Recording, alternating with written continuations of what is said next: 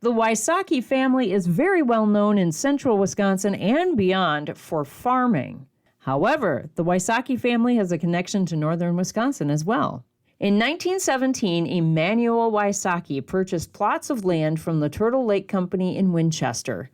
Emanuel met and married Rosella Plunkett, another well-known name in this area. We learn more about Emanuel from his nephew, Louis Wysocki, who was interviewed by Kay Krans and Frank DiLeonardi of the Historical Society on October 28, 2024. And we are here with, would you state your full name, please? Louis Wysocki. Louis Wysocki. And Louis, tell us a little bit about when you were born and where you were born. I was born about a mile from here in 1935. And your parents' names? It was Frances and Clara Wysocki. Clara was a Griener, and I think I mentioned on the phone to you where the Griener had a farm. And when I was looking at some stuff yesterday, I got a whole bunch of stuff for you. When Matt was a county board, he was on the highway commission, the highway committee, and he was on the town board. So I pulled some stuff out of the files I've got. I learned an interesting thing in there in the Grieners. They were right where Uncle Emanuel was. He farmed land right there, okay, just north of the new church that's in that area. In that area it was, and they had a resort on a little big Arbor Vitae. And I found 2 notes that he must have co-signed for Emanuel at the time that he went broke in the logging operation yesterday. and this was Uncle, Pardon me? you said who had the place in Arbor Vitae? That's a long story, but it's my dad's older sister was a school teacher up there. And what was her name? Zephrena Wysocki was one of the oldest ones, and she was teaching school, and Leon Griener, Louis Griener, and I named after him, would be my grandfather on that side. And Louis Griener was an established potato grower. He had like 40 acres of land, hadn't dug, hadn't picked potatoes at that time. And he died at an early age, like 40 years old, from a heart attack. And then his wife had died prior to that, or after, or prior to that, his wife had died and had my mother. But then my dad's sister married him, and then he died. And then the Pauquettes were on her side. Those Pauquettes are in Boulder Junction. Yeah, so you're related to the Pauquettes in Boulder Junction? Big time. Wow. Big time. Yeah. So they're a pioneer family in Boulder Junction. Well, and there's a connection here. I found 2 notes for not very much money that I think were 1925, I believe. I've got copies of them in here for you. And I think Louis Griener was well established. And I think Emanuel must have borrowed money from him in order to buy horses and equipment to go on the logging job. That's just what the pictures started to come together. You know, your letters that you found and all that, we learned a lot from that. And the things that I've heard over time. So that's it. Interesting. So my dad married his sister's daughter, but from the first marriage, stepdaughter. Because then he was up there. They went broke during like the Depression on Big Arbor Vitae, and then after he died, then she was stuck with the resort and the farm. The vultures were foreclosing and all this, and that whole struggle that went on with everybody during that period. Mm-hmm. And then my dad was sent up there to help her out with that from here. See, Emanuel was already up there. That was about in the late 20s. So then he wound up helping her there, and that's where he met my mother Clara from the first marriage. Okay, So, interesting. so he married his sister's So- daughter. So we're well connected back and forth. Right, right. So Frances was a younger sibling of He was the Emanuel. youngest, in fact. And My Emanuel, dad- how, was Emanuel the oldest child or Emanuel probably was, I'm not totally sure, but I think he was the third oldest. third oldest? Okay, There was an older brother by the name of John, and then there was an older sister by the name of Zephrena. Zephrena. Yeah. They had interesting names. Priscilla, Zephrena, Angela, Manuel, Very, Frances, yeah. yeah, interesting names. Winifred, there was 10 in the family. 10 children. Yes, my grandparents had. And apparently they all grew up with a strong work ethic. Yes, and my grandfather came here alone as like a 17-year-old or something like that. And what was his first name? It was John. John Wysocki. John Wysocki. And he came from Poland? Correct. Do you know where in Poland? Not really. Okay, I think the Krakow region, but I'm not sure. okay. And did he come here for the land? Did he come to gain land, or do you know why he came? Well, opportunity when America was being settled, people were leaving Europe because they couldn't own land Mm-hmm. and religious reasons. But then he brought a lot of his relatives and friends from Poland here. And you had to sign, like, that's why you have the ship's record came, you had to sign for passage. They had to have a place they were going, and somebody had to sign that they would pay for it, that they guaranteed that the ship got paid. So when the Depression hit, my grandfather apparently was a fairly great businessman, one very big guy. But he must have been a good businessman. He was an international dealer in the early 1900s, and people couldn't, those who got to be his customers, he had like a trading station or something like that, the flour and seeds and all the kind of things that you needed right here. You came by in a little town of Ellis. That's where he settled. And then they couldn't pay him, so then he couldn't pay his debts, and he went broke. During the Depression. During the Depression, it was a real old Depression. So, And then time moved on to where we are today. so your father, Francis, was close to Emanuel. Yes, yes. And can you tell us a little bit about their story, the two of them? Which ones do you want to hear? Well, Emanuel was, his sister's all alone. He's a great storyteller, a great guy. That my wife and I had a lot to do taking care of him, more than just me and the family. But my wife, that's one of the reasons we bought the cottage up there. We could be closer and look at. But it's very appreciative. It's easy to take care of, and it was a pleasure to do that and learn. He was standing on the roof in Mims, Florida, of a hotel where Highway 100 splits and goes two lanes on this side. Can you imagine that? A woodsman came there. He was standing on the roof of that when the satellite broke up. That rocket. Yeah, And he saw the first we car. saw that. He saw the first car being made in it. He was born in 1888. So Pretty his transition and seeing all that. significant. One of the things when we got to know him, I was born in 35, so he was already 47 years old at that time. I did not know him until he was in the 60s. Mhm. Then we started going, people. First time I went hunting with him was I was 14. So and at that time, we were kids and we had to behave and stuff.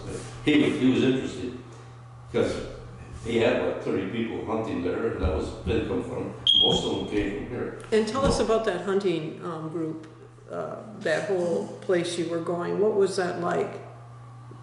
The land and the hunting Well, organization? from his where his homestead was, he said he could see Russ Lake after logging and stuff, that you could see Russ Lake from there. But my dad had opened up a tavern when Prohibition was going on. There was a business place was right here in Ellis that he opened up. They ran that until the year I graduated from high school, 1953. Then we started the farm. Him and my younger brother Frances, 2 years younger than I.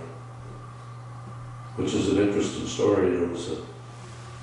I was a junior in high school, Frances was a freshman, and there was a guy in the tavern that lived just a half a mile south of there that joined 30 acres my dad had, and he was getting a divorce.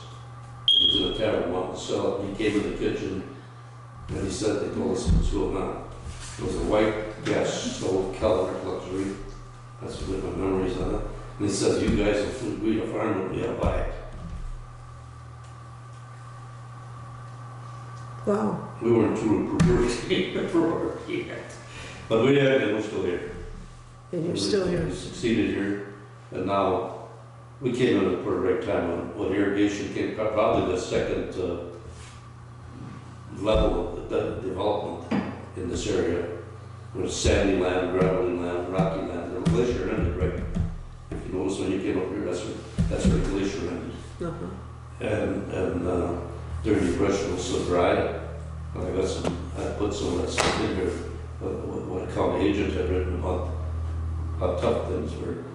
And most of the people here struggle, very good. But now it got to be an oasis because of irrigation. In the 50s, deep well irrigation and certificates came in.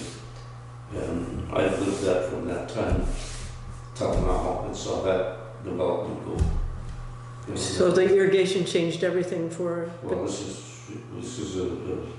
it's an oasis right now for vegetables and all that. It's actually because of the canning industry in Wisconsin, considered what's called a warfare, a critical industry because of canned goods and stuff that you can for the farming people, so because you can preserve the food. Okay. So you and your brother got into farming as pretty young guys. Right. Well, neither my brother or I. My brother never worked anyplace else. The year I graduated from high school, I cut ice on the Wisconsin River here and on the Fox River in Fond du Lac for a month. $1. I got $1.05 an hour. But I came a half an hour earlier, and they gave me another nickel an hour to open up the channel. So cut the blocks of ice for the river, for Siouxland River. For the railroad? Yeah, it was Okay. for icing cars and all that. Okay. Times have changed. That was still going there, back then in nice houses and did that. My dad had a nice house in a part of the barn. There was an old barn there that had insulated with sawdust and that's what he used to cool the beer and stuff in the town. Resourceful people, right? So back to you were 14 when you went hunting up north at your Uncle Amos. I was 14 and Frances, I was a casual hunter. Emanuel was a woodsman and a hunter. That came before other things. My dad was very similar to that, and my brother Frances was like that. They're very happy being in the woods at 4 o'clock in the morning. And when Frances has got my voice, it's very similar. The rest of us kind of like it. We like the camaraderie and all that, but not one of those guys you get up at 4 o'clock in the morning. We do for that 1 week, but they go for a lot. So I had an article about the fact that Emanuel had a large acreage up in Winchester Township. He had a lot of land. He had 32 40-acre parcels. Okay, that's a lot of land. Yes, it was at that time. And he was a young man when he came up there. And you said he partially was, you think, financed by Zephrena's... He bought the land from the Turtle Lake Lumber Company. Okay. It was in Winchester. Okay. And I think they were in Winchester. That's where he bought the land from. And he, when he, from what I can tell by the records that I've looked through, especially as I schooled up yesterday, so I could answer some of these questions for you, was in, I believe in 1924, about the same time as he also took that logging job in Merrill, in Lincoln County. An interesting thing, Emanuel came up here in 1917. In 1917, I found where he was registered for a draft. I don't know if those two things fit together, but they're about farm cities. I'm not sure. I didn't say that. But interesting. You know, I did. A lot of the hunters that came from here. And my dad knew a lot of people. And there was about 30. That little log cabin that's there, there was the Gale family stayed in that. We stayed in the house. The house upstairs was not insulated. The ceilings were only 7 foot high, and not 8 foot high. But that whole built supposedly from a horse farm that was taken apart from Winchester. But he did. You heard him talk about that. Yeah. In his letters. So in that little log cabin that's there were 17 men stayed there. And they slept on a single, there was steel bunk beds, just a spring pipe up on 3 wide. And Paul Gale was in Hilbert, yeah. He said when one rolled over, all that rolled over. And on top of it, there was a bottle pot by the stove in there. Oh boy. So there was 3 double bunk beds and 17 people sleeping. And the whole thing, we did almost the same thing in the house. And there was like 30 that Rosella could be cooking for, and then Manuel got, tips for deer and stuff like that. But the interesting part about that is that I couldn't find those papers yesterday, and I think during my sleep it came to me, I think I got there in another box. There is a document that I believe it was in 1925, the Turtle Lake Lumber Company released all but 640s. They took back all but 640 acre parcels. That's what Manuel had at that time. And I think it was a kind of a planned type of the way the transaction took place. Because I believe that's the same time that the Gale and Fuller family then bought that other land. Okay. Actually, the biggest field that's there is on Gale Fuller land, that Manuel farmed. But he did that for them, and that was good for him. He took care of that and the deer camp. And I think what happened is that Father Gale was a priest about 30 miles south of here at Lanark, which is in the Green Bay diocese. We're in the Eau Claire, La Crosse diocese, and that. And then he became a priest in Green Bay and eventually became a Monsignor. He loved the wisdom, and he would take movies and stuff and went to Alaska and places like that. Incidentally, that whole 3240s was $1,000. And I'm surmising that Fuller was a builder in the Green Bay area. And where Father Gale that went from here, that knew this area, and that. And in those love letters there, remember he said that Frances got a $250 buck. Right. Yes. And Father Gale got a nice buck. So I remember. your letters and all that, and I'm trying to surmise some of this and put it together, is that Fuller probably $1,000. Interest rates at that time were 8%. Can you imagine a percentage rate that was on when money was worth $1,000? Yeah. There's several of the documents and cars and stuff they bought were 7 and 8%. So, It's just picking up on that. Louis, what kind of farming did they do up there? When Emanuel went there? Yeah. What were they farming? Well, fast forward, let me finish this little part and I'll answer that question. I believe that at that time, probably Joe Fuller was the guy. You see a picture there in that newspaper that I gave you, was with the four sons, Andy and whatever, or three sons, Joe, Andy, and Marty. That they all got bucks. You know, they were selling by the rack that's there for deer. I believe that, I surmise that Joe Fuller probably fronted the money for that, being in the building industry, and their father Gale, and it became Gales and Fullers there. And I think that when Emanuel got in trouble with the logging in Lincoln County, that he had to let some of that go. Fuller summarized that they probably paid him $1,000 for 26 40s they got. And then he was able to keep the 6. And then after that, Emanuel made a switch, and Rosella was the gatekeeper on the checkbook. You know, she was strong on that. They were all, and uncles are very intelligent people.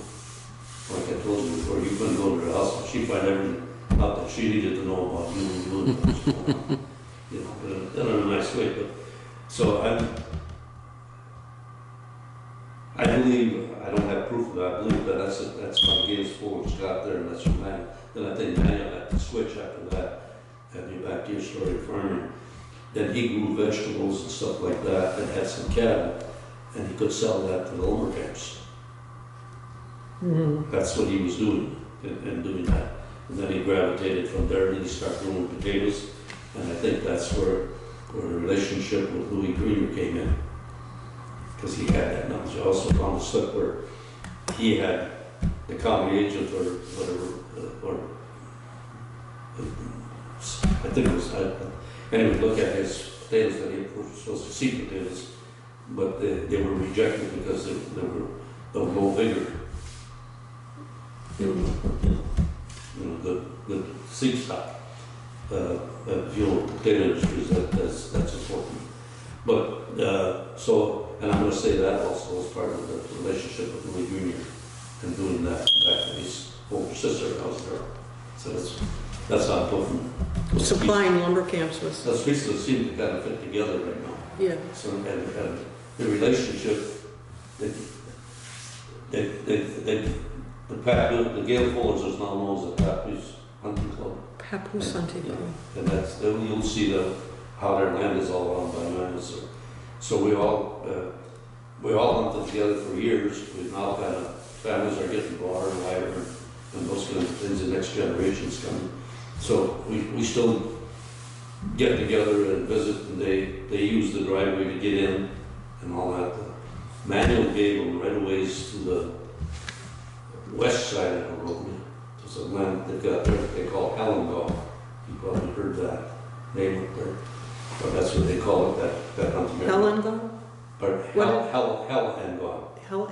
To Hell-and-Gone. Oh. Yeah. I probably gave them, I'm not sure. Well, that's what they call it. That's way up the back of the swamp. It goes all the way back. There's a lake back in there, in the west of there, back there. One year Emanuel was back in there when he was, I'm going to say roughly 90 years old, and we had about a foot snowstorm, and he got stuck back there, and I was the first one back in camp. I don't think that's the same side of the road. I was the first one back in camp. Rosella was all concerned that Emanuel hadn't come back in yet, and so then we got a tractor running and organized to go find him because you could move. And being the hunter that he was, and the woodsman he was, he came in through the tall timber where the snow was on the trees, so you could walk. And then they were sitting by the table that you two, closer than that, much closer than that, when everybody else had gone for deer hunt that year. And Rosella was sitting there on this side, with left hand up on his shoulder, and she says, Emil, she called him Emil. She says, you could have died out there. he looked her straight in the eye and he says, could you think of a better place? So that relationship was there, for a long time. So, do you know how Rosella and Emanuel met? I can't tell you that. I can't tell you. Rosella's brother was Matt. He was a surveyor. Mm-hmm. And another one was, William? what? There was William and James. Well, he was an old shoot. He stayed on the farm, and there's a picture of him in a blacksmith shop and doing that. And then there was James. And James was a hunter. Okay. That kind of guy, so the three were all different. And James was short, Matt was tall. James was tall, Willie was short, and Matt was a tall person. So. Well, I've seen lots of articles about Rosella when she was a single girl in the social pages of the Iron County Miner or the Montreal News, and it seems like there was a real social network of young people between Hurley and Mercer and Manitowish and Rest Lake at the dam, and Spider Lake, and they'd have dances and hay rides, and it sounds like, if you're She young. talked about that in the letters, about going sleigh riding on the lake or the river. Yeah. And stuff like that. You wouldn't know that if you knew her older like this. She would. Well, tell me why. Well, she wore his older underwear, hanging out on her. That's what kid knew about. Yeah.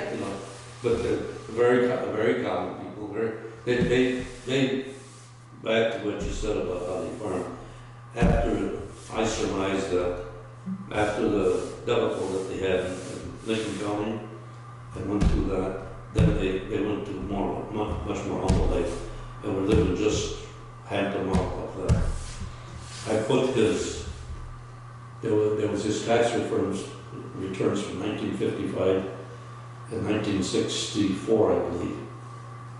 And there was a letter in here from IRS that was, it must have investigated him and all that. And they were answering that. We were understanding that apparently that was issued, that there was no income tax at one time. Right. That hasn't been here around for that long. Was under $1,600 of earned income, you didn't have to report it, you didn't have to file. And the letter that they wrote to the IRS saying that, I don't know what the outcome of that was, but those income tax returns that support that. That they weren't making much money. Very little, they saved everything, butter boxes, everything. That was his, for flattening the tomatoes in the spring and all those kind of things. Yes, everything. So when we looked at the letters, he was like the foreman of that camp, wasn't he? Or the head of that camp in Merrill. And he took a 2-year contract for the winter of 1924 and 25 and 25 and 26, and to log, and he was to be paid $4 a foot for that, with the logs delivered to a railroad siding. I'm not exactly sure the name is in that document that he had there. And that when they were delivered to us, you saw in the love letters that was in, there was so many 4 feet. Right. Well, he got $4, and they held back 75 cents until the 2-year contract was done, or whatever. And then he had the right to use logging tents that were there for men. You saw that on that. So, and also I surmised by the letters that 24 and 25 was a mild winter. And the letters go all the way to March. And then I'll talk about, he started doing. So that has to happen at the year 25 and 26. I was always on the understanding that it was a tough winter, and that's what caused the problem. The Lincoln, Merrill area was all hills and stuff like that, so there's a thing called icing tracks, and that sat down, slow slays down and passed up the horses and all that kind of stuff. So, and it turned out to be a disaster the second year. I have no evidence of that, but if you look at that, then at that same time is when he sold the land. All the land. So he must have paid his bills and all that. And when I was helping them with his estate plans and that, we were looking at people that, from here, that he paid them wages he owed 50 cents a day, he owed in 1924. He paid up later. Well, yeah, I'm going to say that they were the unsecured creditors, how much it was and all that. But he was diligent about looking them up, but we did find some that were up in age already. And your dad came to camp to work for him. It looked like in the letters. I did not know that. Yeah. I knew that he was up around,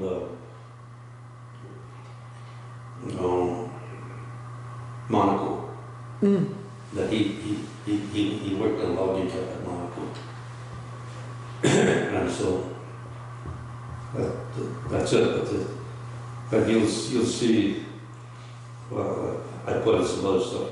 In 1950, a Chevrolet pickup was $1,500.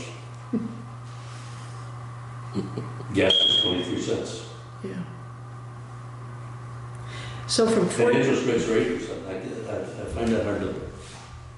it is hard to believe, isn't it? That was there. So from 14 on, you're going up north hunting at the hunting camp. Yeah. So you're knowing Emanuel and Rosella from teenager. I mean, you're getting to know them better and better because you're Yes. spending time at camp with. I started to tell you about that as young, we were young guys, we were mischievous. And after dinner, after the hunting day, everybody ate in the house. And Father Gale might put on a show, a video or something like that, of a hunting trip that he had. He was a great speaker. We'd want to go out, he only had at that time maybe half a dozen cows. And okay, the youngsters were supposed to go milking. But we were trying to go milk, and he'd be sitting in the house with his pail inside the leg inside the pail, trying to have him. And not saying anything about it, he just sit there. We couldn't get the pail to go milking. Because apparently he didn't milk cows until 8 o'clock at night. Oh. Yeah, that's about what about one monitor. So he'd have the pail right next to him with his foot in it. Yeah, he'd be sitting by the table there and talking with the older guys. And he'd have his foot through the handle. I also read, I think it was it in the letters or maybe in an article, that his first crop of potatoes was really successful, but he couldn't get them to market up here. It was a problem. Yeah, that was and that was growing commercial potatoes rather than feeding the camps. Camps were gone already at that time. They went into that. Well, I'm going to say yes and no to that.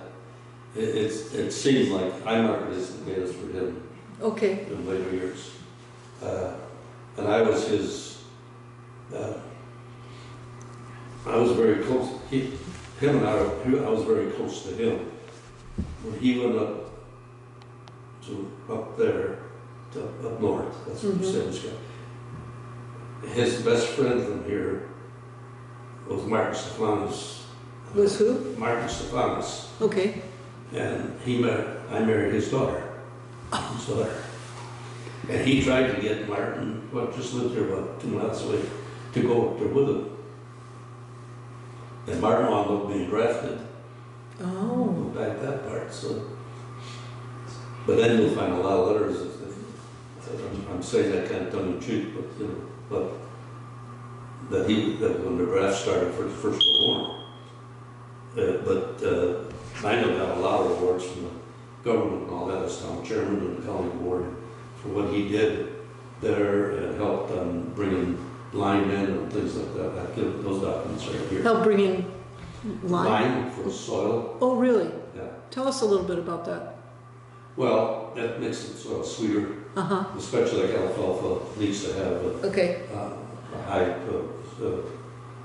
sweetness to it, which about with like 7% stuff would be cool for it. So he was dedicated to not only the government side of it, but also to improving the land for farming. He apparently, as a town chairman and all that, but they talk about bringing in 2 cars of lime up in that area. And it wouldn't be surprising to have a good crop in his first crop, because generally, the soil hadn't been farmed very heavy, and potatoes would take a lot of that out. As far as marketing, there was only a peddler market. I should back up on that. The Stevens Point area, this area here, when it was first developed, everybody planted wheat. And just one crop, wheat. And it came from Europe, whatever. And then wheat petered out. And you didn't have soil amendments, fertilizers and chemicals, and those kinds of things to deal with the bugs. And then during the Depression, the locusts were eating everything was left, that came in. So then, the next thing this area was hops for beer. The Ellis area here had hop houses, and they just farmed hops until that petered out. It's a sandy soil, and it needs moisture, and it needs, when I first started farming, we could get 100-pound bags to an acre. When irrigation came in, just by tossing water out there, not measuring it when we put it up, we went automatically to 200. One of the reasons you could only raise 100, it happened to us when I was farming, is that we put on too much fertilizer in a dry year and it burnt the roots, the salts, from it. When you have enough water, that's not a problem, but immediately just adding water with some fertilizer, there was basically no commercial fertilizer. They weren't very good quality either. They were moisture and stuff and all that.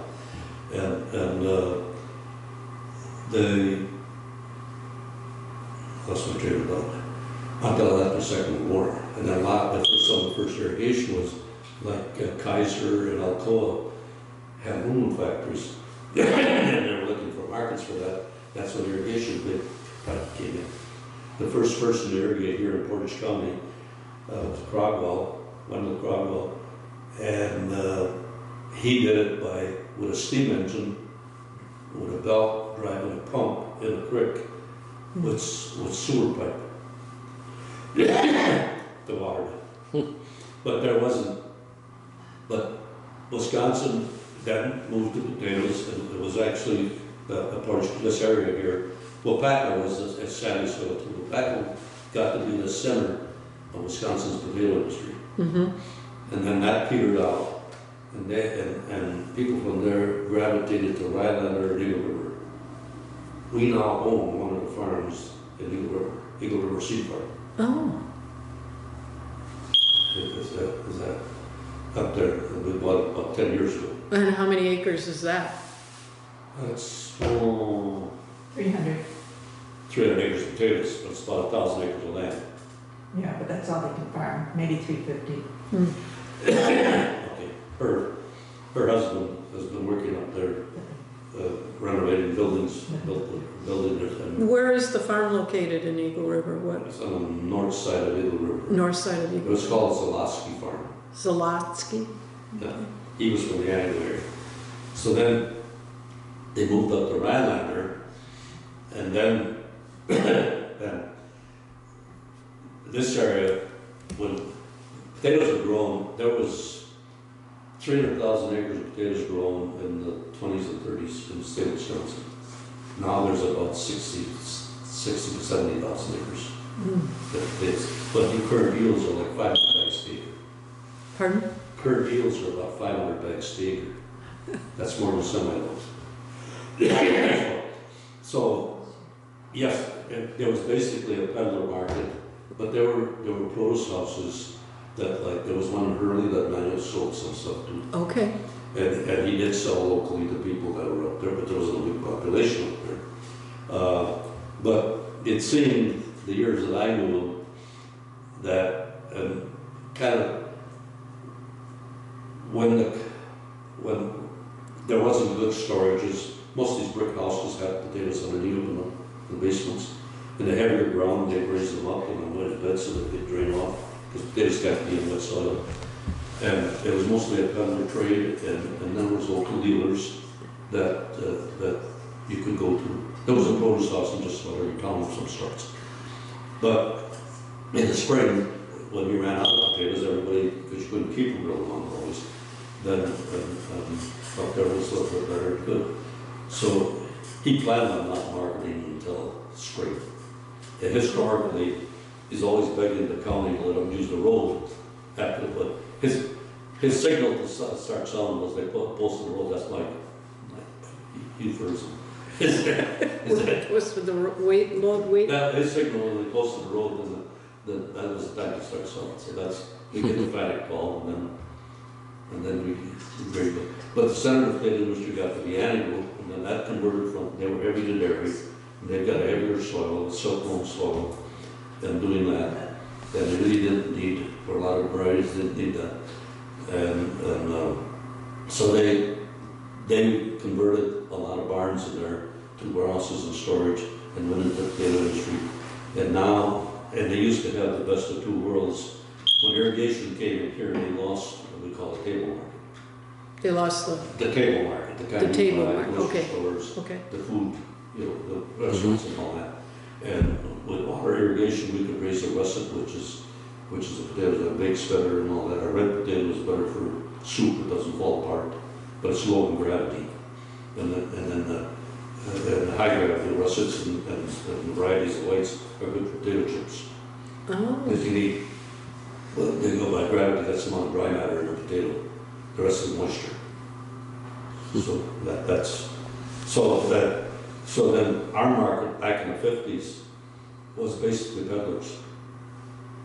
We did not have, and the trade, if we had a bad shipment, when I first started growing potatoes, like in March, the trade then would say, well, Wisconsin's, we have to go to Idaho anyway. I left the sales desk in 1972.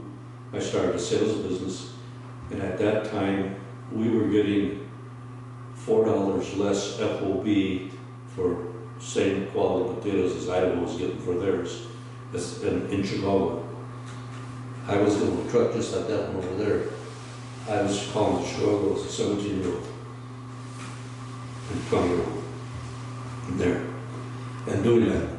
And we were $4 less. I asked the merchant over there, it's a Jewish fellow, I said, how can you pay Idaho more for FOB than you pay us? His answer was, because she's closer to us. It was a joke. Today, by being close to the market and doing that, there used to be a repacker, you sold 100-pound bags, you sold all the potatoes that sold as a commodity, a 100-pound bag. Today we're selling them as a product. There's a huge difference between commodity and product. And so there's three things in a lot of issues. I heard Forrest Koop, Surgeon General, at one convention meeting I was to talk about, he was talking about healthcare. He says America wants three things in healthcare. They want quality healthcare, fast service, and low price. Quality, service, and price. He says you can have any two, but not all three. You probably heard that. Yeah. So everybody, all the potatoes originally went from areas like this, and a lot of areas, and Iowa still quite a bit of that. As in 100-pound bags, went to a repacker. And I had a friend in the business that said, the repackers are the ones he knows that can get 11, 10 pounds out of a 100-pound bag. And they put it into a position where into a product that you could buy in a store, or AAP, Right. whatever it is. Today, with technology, super highways, In 1950, a trip to Chicago was 8.5 hours. Today it's a little over 3 hours. Yeah. With the interstate system. From here. Yes, yes. Yeah, so there's just a difference when that all happened. The distance to market. Today, we just sold a marketing company, and Diane's husband runs it, my youngest son. And he's marking the days because he's got till first of the year to he's retiring. We're getting $8 more per hundredweight to our potatoes than Iowa. That's a $10 or $12 switch. Right. Well, but we had 3 things that did that.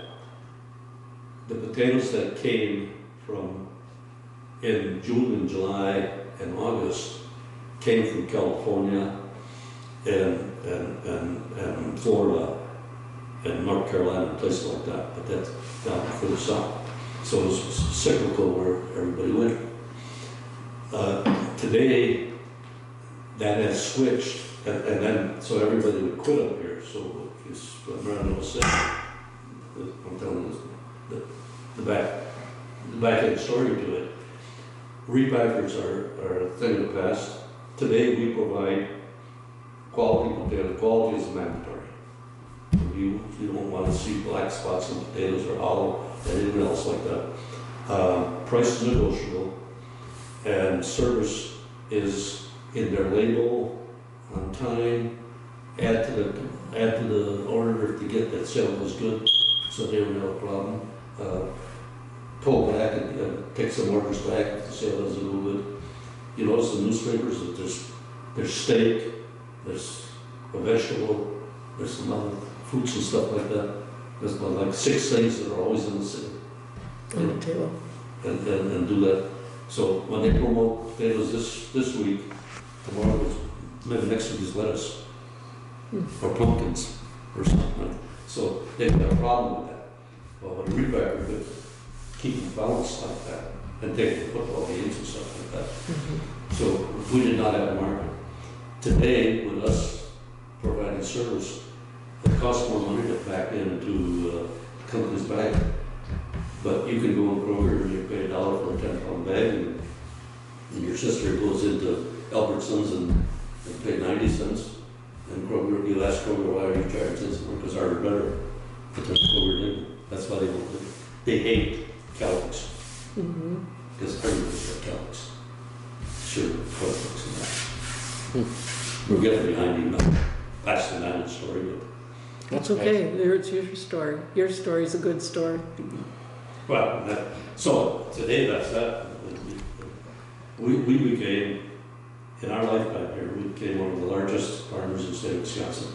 Now farm 25,000 acres. It's amazing. All irrigated. We got to be the largest fresh market sales firm in the United States. It's wonderful. And we got an offer, we cooked their foods and we took it. Well, But I gotta have one thing, I always thought, if you're gonna sell your kids, sell them when they're 2 years old and bring them this money. yeah. Sell it on the way up, not on the way down. Sell it on the way up, yeah. So when you think of Emanuel or Amo, can you remember a couple of really important times that your relationship with him that really made you see who he was as a person? Sure. Yeah. I think there was a family there that had a resort on Fawn Lake. I think the name. They would take Emanuel to Florida. Like my older brother would take. DeWoody? Was it the Woody? DeWoody? Was their name Woody? DeWoody? No, No? Okay. we'll get to it. This. Claire's. Okay. Claire's. At one time they had a resort. Okay. And they liked him and they she watched over him pretty close, you know. I was in there one time and he had a calendar on the wall, and to make sure that he was going to the bathroom, you know, when he was up in age. And he had a felt pen, it would be a spot, you know, that he had a ball movement. So, but people would stop in there, and if we were there, they'd just stop and say hi. Maybe brought a cake or maybe or something like that for him, and then go, that's all. Quick look around like that. If there wasn't, then they'd stay, you know, they were checking, you know, little activities and stuff like that. Well, when he was down in Florida, he wanted some pine trees around the house taken out because it was stuffy in the house. That wasn't the problem. They had a kind of a side room, they had almost like a freezer room, just like a closet off their bedroom. That was with between their wall and the outside wall. It was just kind of really bladed up. When Willie Plunkett died, some local person went there and sacked the Plunkett place. And Manuel being the hunter he watched beavers build a dam. He could stand in his, you know, 2 footprints. My dad could do. My dad stand in the woods. It was just 2 footprints. There for 2 hours. Not me, all over this. He was right there. And Manuel was the same way. And so he staked it out after the funeral. And he said, here's this guy, that boy with him, was going through the window. And he says, that was empty. It was a shotgun. He did. I never pushed him out, he never said who it was. Back to when he was in, I'll finish that story. So all the stuff that was there, and all of these clothes that never been washed and stuff like that were all packed in there. And they were so bad. Oh. And I and my wife, from the start, went in there, and the whole bedroom was all the stuff out of the house they had put in there. When Mrs. Plunkett died, Mother Plunkett died, there was one room in the house that every magazine they ever had was top right to the ceiling in the Plunkett house. So somebody went in there looking for antiques or whatever it was, and I'm sure it was mine knew who it was. Probably dealt with that, I'm not really sure. So that was an interesting story with him. And I was behind the bed, and he had me hemmed in, and I was cleaning up that room and the bedroom and all that, and getting the air work along. And my wife Avis, which was his friend's daughter, would talk to him and stuff like that. Well, I was stuffing behind his face and get going. When he started getting nervous, when I was going through stuff, find a book and I found a $10 bill in it, or some check that never been cashed inside the book. I'd keep that. And when he started getting nervous, I said, did you see this? And then Manuel was the one that he'd look like, you know, he'd feel something like that. So he'd get into that, and I'd take the garbage bag put it in my truck. He knew I was doing that. And then these guys say that we could never leave because he'd keep his hand on the door frame on the way out and keep reaching in his pocket a new issue all the time. Kind of, so we're trying to write that. Oh, Yeah. quit doing that, you too. Got an audience on there. Well, so we got that done and cleaned that all up and stuff like that. And then he stuck with a nightcap on, you know, the dumpster cap. And we had to insulate the wall because then the stuff moved away from the wall and his head was cold. But he was an easy person and a nice person, a very gracious person to take care of. But he knew what I was doing that day. He knew I was taking stuff out. That wasn't important to him. He wanted to talk on the visit. Mm-hmm. But I kept stuff hidden there like that. He'd start getting nervous. So when he was in Florida, we decided, the 5 brothers of us, me and the 4 brothers that inherited this place with him, is that we would go and change it so we could live there, because he lived there at 101, alone. And if I got up there, if I didn't get up there in 30 days, because I was the guy that took care of his finances and took care of that stuff. I'd find envelopes, you know, worn and stuff in the wrong envelope. I gave him a file cabinet to get his footnote. I could do that.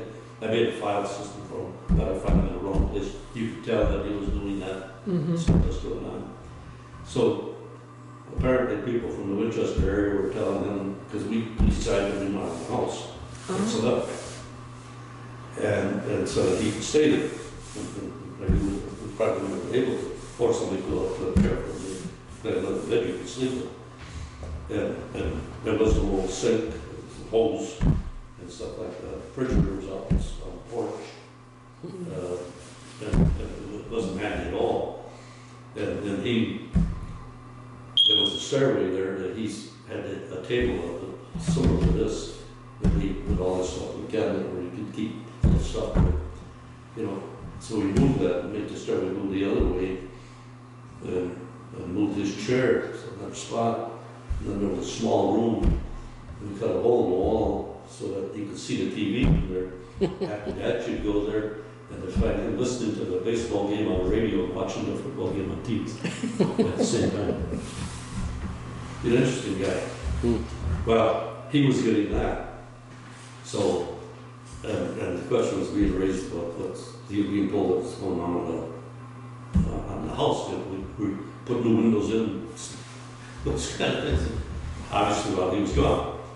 So, I think when the Clares wrote us a letter, I got a letter about that. And we wrote a nice letter back. And I wrote one that all my brothers signed it. Say that, you know, when you're born, your parents took care of you, and then later on, then you took care of people, and now you're here, and we're taking care of you. So my older brother, always would take him to O'Hare and give him on an airplane, and the Clares would pick him up on the other end. Then he'd meet him there and bring him back up. So we all decided, and so we all signed a letter to him. That's all we heard about.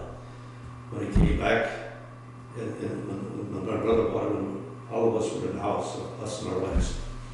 And he comes up to the door with a grin on his face and he threw his hat in, you know. And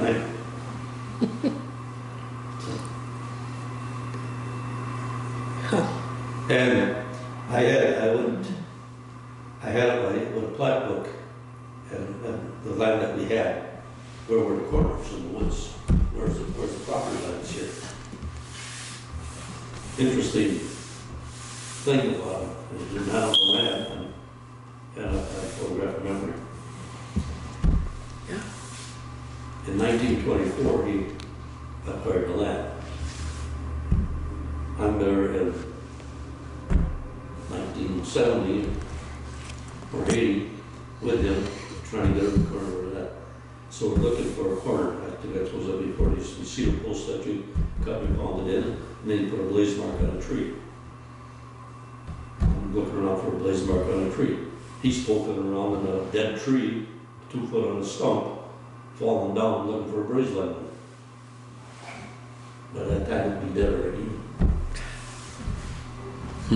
He could do that. Yeah. I'd take him to Legal River to car dealer there, things like that. And I helped him sell some property there. Good friend of his on the county board. He had some land on that loose lake that he bought spots where there were a lot of ducks for there. You know, he wanted that, he bought that. He didn't mind squeezing on one spot, stuff like that. And remember the guy in Sugarman? Used to sell stuff on airplanes. No, I don't. The brochure in an airplane would have stuff like, kind of like the fellow guy selling. Yeah. His name was Sugarman. I just ran across, I just ran across that yesterday. Was looking. Well, his friend was on the county board, was in Boulder Junction, offered him $35,000 for that property. And I was selling it for Sugarman for $75,000. All right. So, and I handled that sale and engineered that all that. But then we had another situation with him. I was very much trusted. And Frances and I were very close together. Frances and I were his administrators. Okay. And so that was the first money he had, cash. I used to go, he put on a suit, and I'd have to drive up there when a CD came due to Hurley. He'd put on a suit, and he'd visit with the president of the bank. He'd go in by himself to there and renew a CD. And he had maybe 5 or 6 of them, but they were like $5,000, $2,000. So I'd have to go in the afternoon, we had to drive up there, renew it in the bank, and we'd visit with the president, and he'd put a suit. My dad always put a suit on when he went down too. So then when interest rates during the Carter administration spiked to 22%, the interesting time on the farm. We didn't spend any money out here, got it down to nothing. So, and we borrowed a lot of money to farm, but, that was terrible. But the embargo on everything, everything jacked up, The last new regime that we had. Hopefully we get the last one now. Repeat. So then I put them all together for convenience sake, and I got in like 15% or something like that. And the trust was verified. I remember he went through the depression, he saw people try to take advantage of people and all this kind of stuff.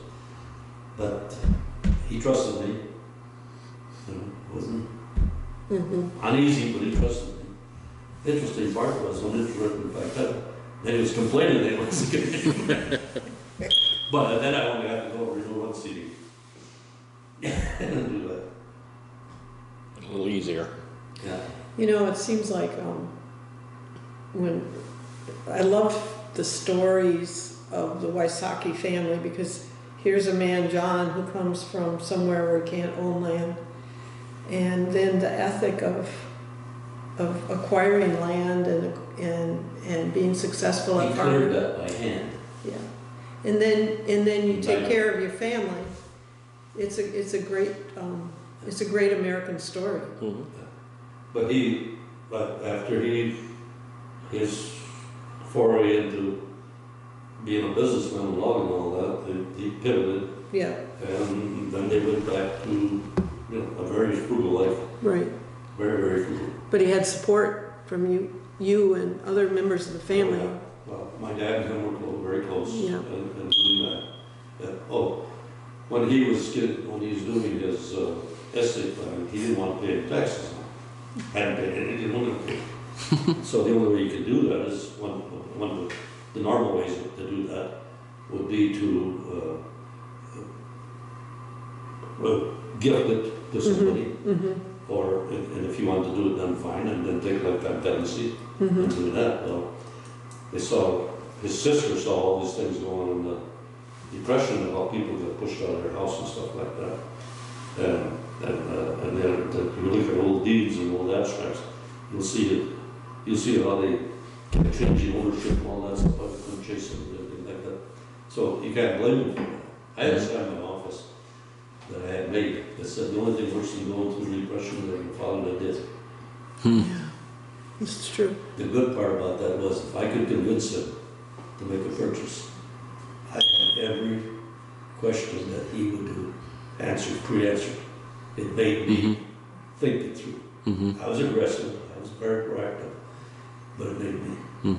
Usually when I had it all set up, we got a guy in the first warehouse we built, he'd come down and says, Frances, you gonna build a warehouse this year?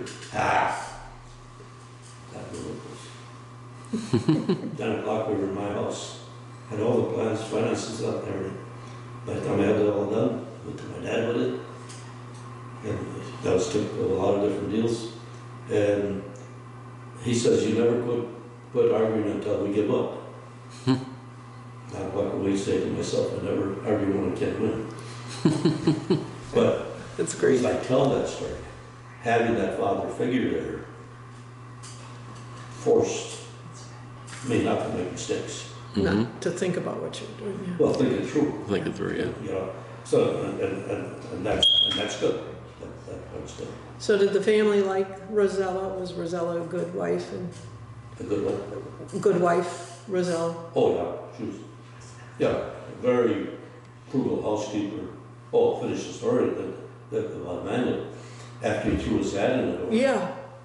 His angst over that was, I never did this for her. Oh. Yeah.